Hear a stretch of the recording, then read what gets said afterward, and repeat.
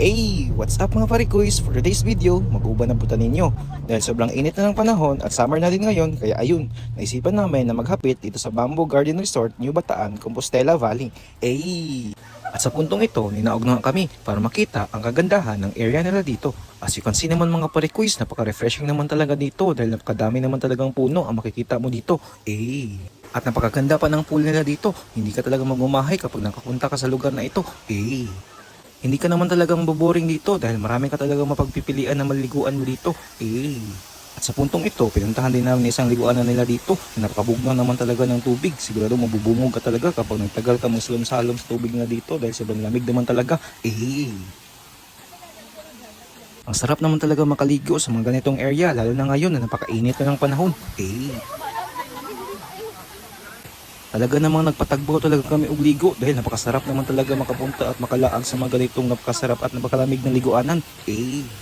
Kaya't sinulit talaga namin ang pagpunta namin dito dahil payuunan naman talaga pag gusto mong pumunta o maka-experience sa napakalamig na tubig nyo dito. Mabilisan lang din kasi ang pagligo namin ito at tinuyo lang talaga namin ang liguan ang resort na ito dahil napakaganda naman talaga. At sa puntong ito, pupuntahan din namin ang isa pang pool nila na nasa baba na wala masyadong naliligo. Ang sarap din naman magpastar dito dahil di masyadong crowded.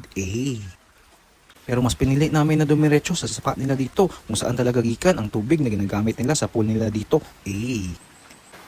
As you can see naman mga parikoys, hindi ka talaga magbumahay dito. Bukod sa napakalinis pa ng area, napakaganda pa ng sapa nila dito.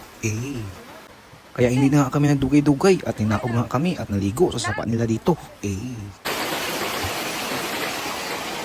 Kaya kung sakali makaadto kayo ng New Bataan, huwag talaga kayo magduwa-duwa na maghapit dito dahil iba naman talaga ang feeling kapag naka-experience kayo na makaligo sa napakagandang resort na ito.